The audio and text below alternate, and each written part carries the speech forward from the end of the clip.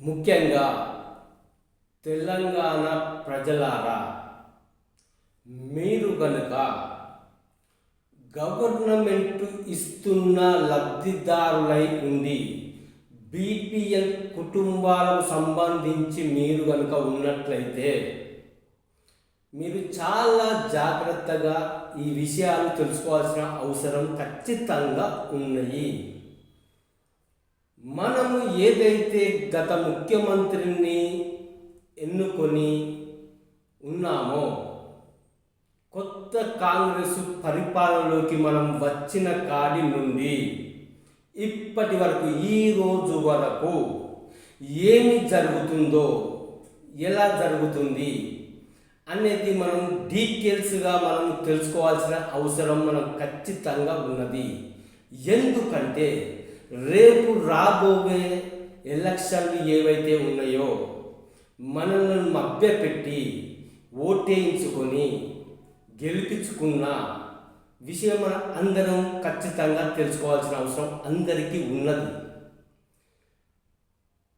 Free bus అని ఒకటి start చేయడం జరిగింది. దానివల్ల అనర్థాలే జరుగుతున్నాయి కానీ మంచి మాత్రం జరుగుతలేదు అనేది అందరికీ తెలుసు. ఎవరైనా మహిళలు ఉంటే ఈ వీడియో చూస్తుంటే నేను అన్నదానికి మీరు కోపానికి రావాల్సిన అవసరం ఖచ్చితంగా ఉండవచ్చు. ఎందుకంటే ఎవడైనా ఇచ్చిందా ఫ్రీ బస్సు, మనం ఫ్రీగా తిరుగుతున్నాం కదా, మీరు అనుకుంటున్నారు కదా ఫ్రీగా తిరుగుతున్నాం కదా, మనల్ని ఎందుకు ఇప్పుడు ఇదివరకు ఎవరైనా ఇచ్చిందా ఫ్రీ బస్సుని ఎందుకు మనకు మంచిది కాదు అని మీరు ఊహాజనితంలో మీరు అనుకొని ఉండవచ్చు. కానీ దానివల్ల అనర్థమే కానీ మంచి మాత్రం లేదనేది ఖచ్చితంగా తెలుసుకోవాల్సిన అవసరం ఉన్నది. ఎందుకంటే మనకు ఈ ఫ్రీ బస్సు ఎప్పుడైతే మనకు అమలులోకి వచ్చిందో అప్పటి నుండి ఇప్పటి వరకు ఈ రోజు వరకు కూడా ఆర్టీసీకి సంబంధించి లెక్క తేల్చింది లేదు, లెక్క అప్పచెప్పింది లేదు గవర్నమెంటు. బాగా గమనించండి, తెలంగాణ మనది, ప్రతి ఒక్క పైసా మనది, ప్రతి ఒక్క రూపాయి మనది. ఇప్పటి వరకు ఆర్టీసీకి సంబంధించి ఏ లెక్క కూడా అప్పచెప్పడం అంటూ జరగలేదు. ఇది ఖచ్చితంగా రేపో మాపో ఇప్పుడు ఇంకొక 2 నెలలకో ఈ పార్లమెంట్ ఎన్నికలు అయిన తర్వాత కొత్త డెసిషన్లు అనేది తీసుకోవడం అంటూ జరుగుతుంది. ఆ డెసిషన్ల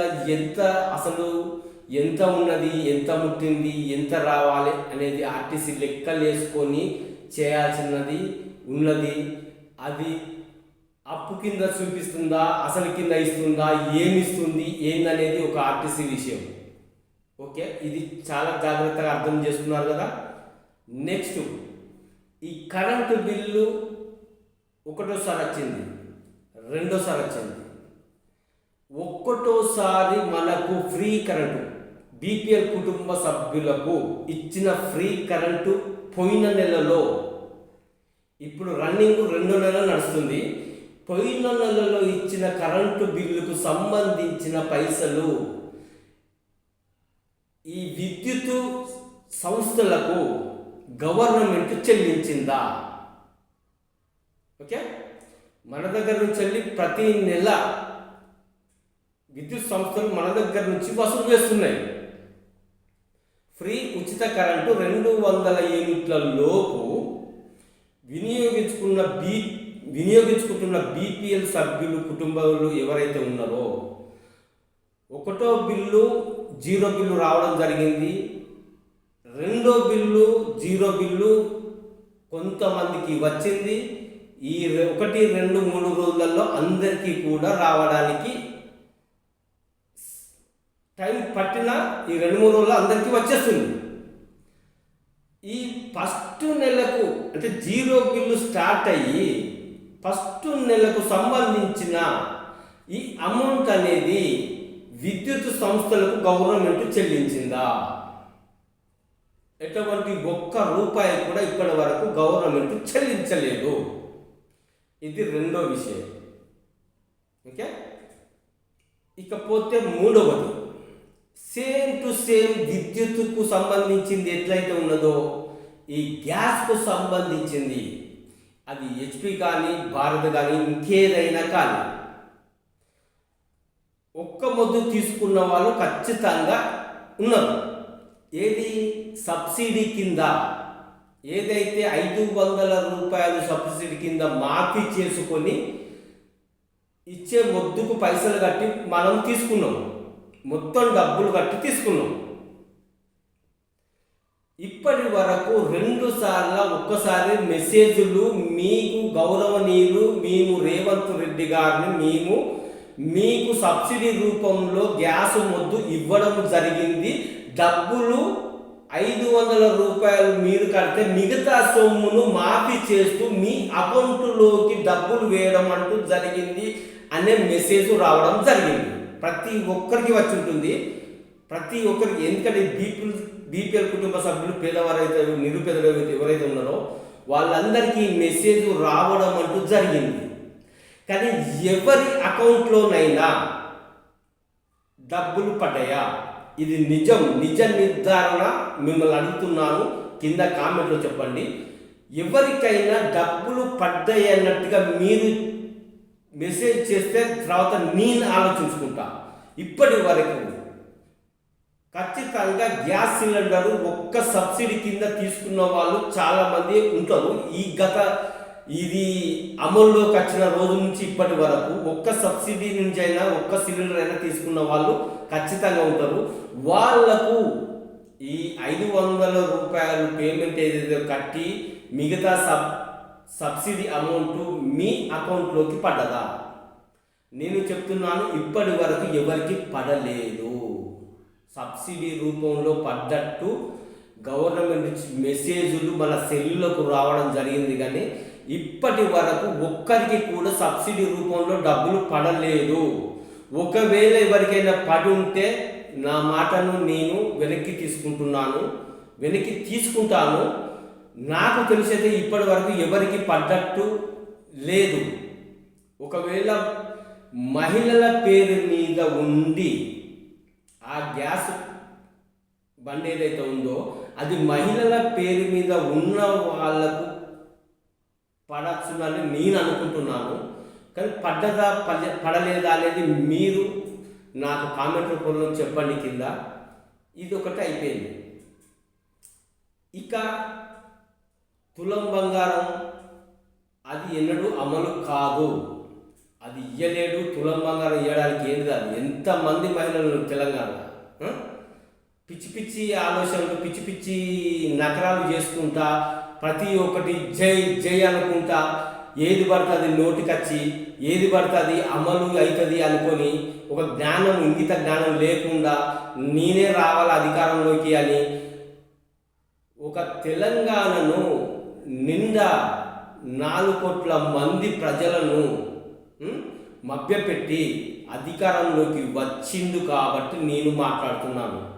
అది ఎవరైనా కానీ అక్కడ ఆ స్థానంలో ఆ కుర్చీలో ఎవరైనా ఉండని మనకు ముఖ్యమంత్రి గౌరవమే. మనకేం చెప్పిండు, ఏం విన్నాం మనకు జరగాల్సింది ఏంటిది, అది జరిగిందా లేదా అనేది మనకు ముఖ్యం.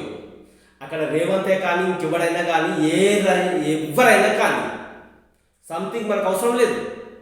మనకు చెప్పిన మాట నిలుపుకునేదే మనకు కావాలి. అంతవరకు మనకు లెక్క, ఆ లెక్కను దాటి మనకు అవసరం లేదు. అది ఒక మనిషి మీద కక్షనో, ఒక వ్యక్తినో, ఒక పార్టీనో మనకు సంబంధం లేదు. ఇక్కడ మనం తెలంగాణ ప్రజలను మాత్రమే, మనం తెలంగాణ ప్రజలము, అంతకు మించి మనకు ఏం సంబంధం లేదు. పార్టీ ఏదైనా కానీ, ఎవరి వ్యక్తి అయినా కానీ, ఏదైనా కానీ, ఏ లీడర్ అయినా కానీ, ఎవరైనా కానీ మనకు సంబంధం లేదు. మనకు కావాల్సింది ఏంటిది, మనకు ఏదైతే చెప్పి అధికారంలోకి వచ్చిందో అది అమలు కావాల్సిన అవసరం మనకు ఉందా లేదా? ఉండాలి కదా, ఖచ్చితంగా ఉండాలి కదా.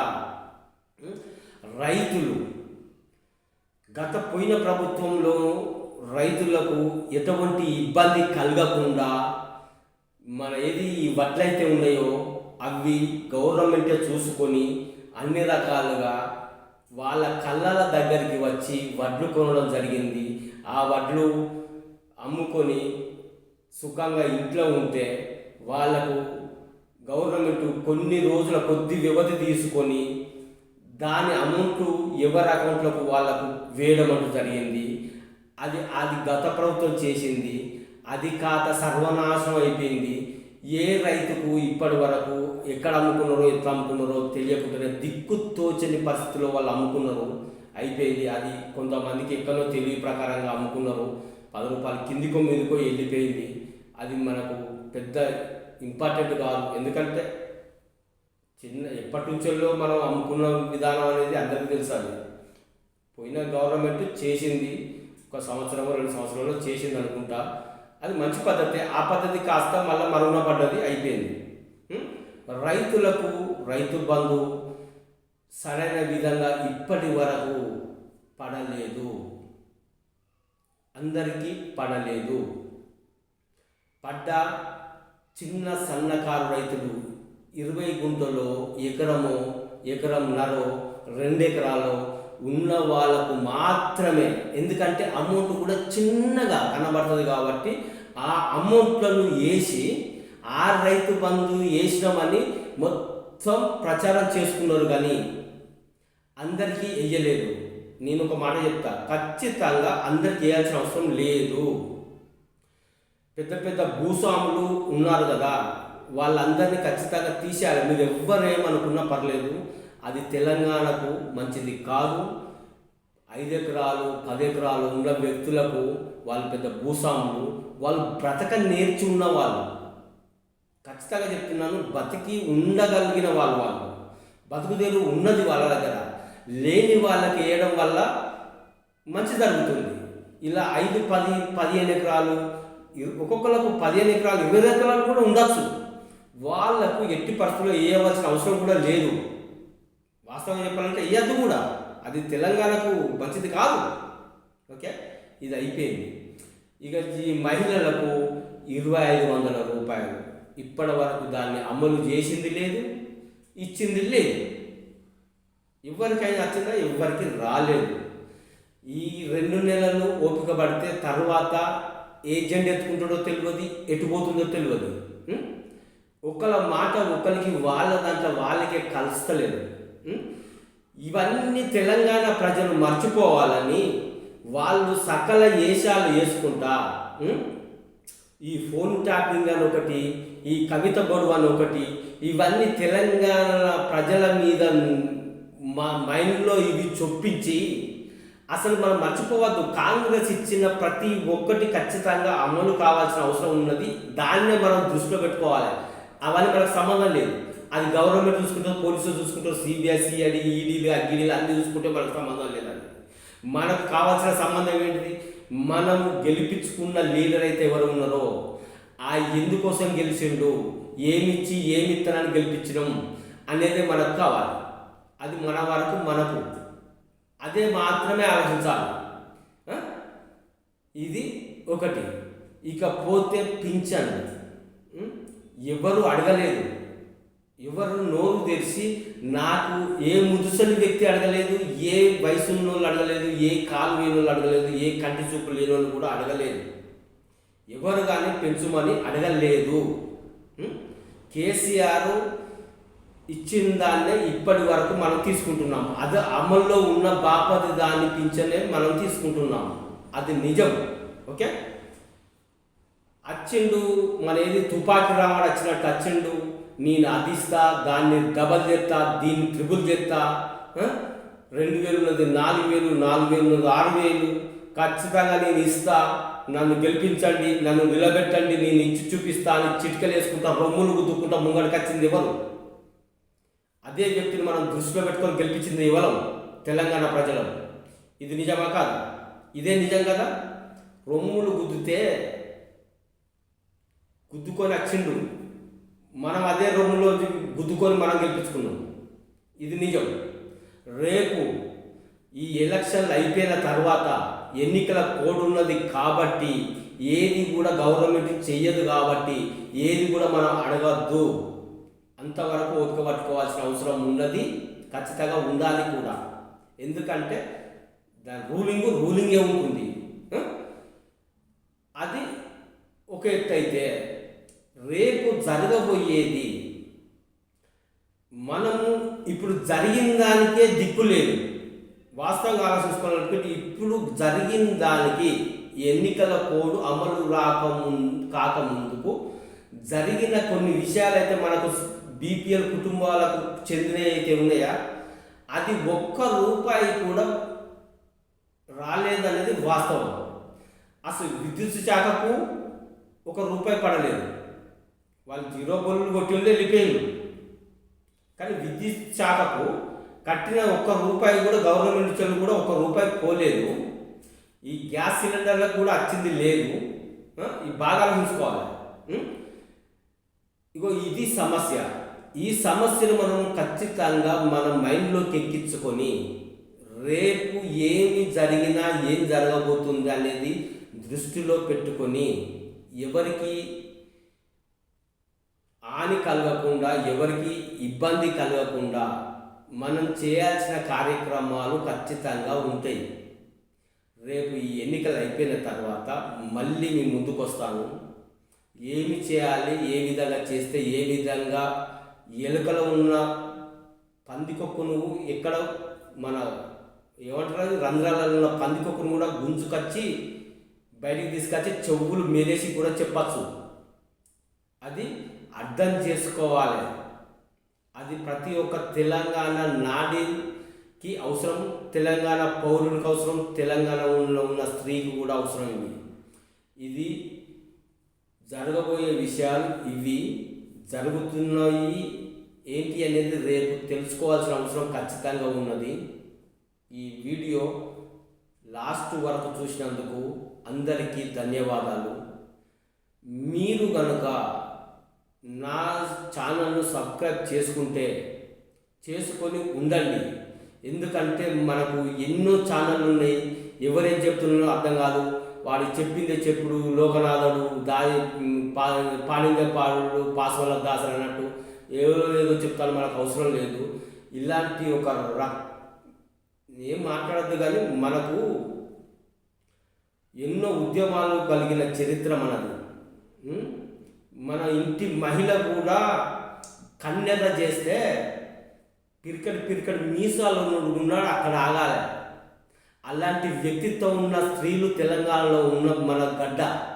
అర్థమైంది అనుకుంటా. అది మనము ఏమి చేయాలి అని ఆలోచించుకొని రేపు భవిష్యత్తులో కూడా ఎందరికీ ఏ విధంగా చేస్తాడనేది కూడా మనం తెలుసుకోవాల్సిన అవసరం ఉన్నది. ఇది చాలా ఇంపార్టెంట్ అయిన వీడియో. ప్రతి ఒక్కరికి చేరవేయండి. మీరు చూడండి.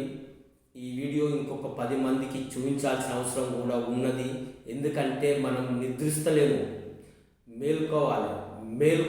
నిద్రపోవట్లేదు, మేలుకోవాలి. ఓకే, ఇదేదో మనకు సంబంధించింది కాదు. నేను ఎవరికి ఏ పార్టీకి సంబంధించిన వ్యక్తిని కాదు. నాకు సంబంధించింది తెలంగాణ ప్రజలు, అంతవరకే. ఇవి మనం మాట్లాడుకోవాల్సిన అవసరాలు, ఖచ్చితంగా అమలు కావాల్సిన పద్ధతులు. దాని గురించే మనకు అవసరం. కానీ ఏ పార్టీ, ఏ మీటింగు, ఏ లీడరు, ఏ వ్యక్తితో మనకు సంబంధం లేదు. అది తెలంగాణ ప్రజలు ఎవరిని గెలిపించుకుంటారనేది వాళ్ళ ఆలోచనలకి మనం వదిలేద్దాం. మనం ఎవరిని ఇది అది అని మనం ఎవరిని వేలెత్తి చూపాల్సిన అవసరం లేదు. ఎవరికి నచ్చిన విధంగా వాళ్ళు ఓటేసుకుంటారు, ఎవరికి నచ్చిన విధంగా వాళ్ళు చేసుకుంటారు. కానీ మనం చర్చించుకోవాల్సిన విషయం ఏంటంటే జరిగిన దాన్ని ఏ విధంగా మనము రాబో కాలంలో రేపు అయిపోయిన తర్వాత ఏంది అనేది బయట పెట్టుకోవాల్సిన అవసరం ఉన్నది.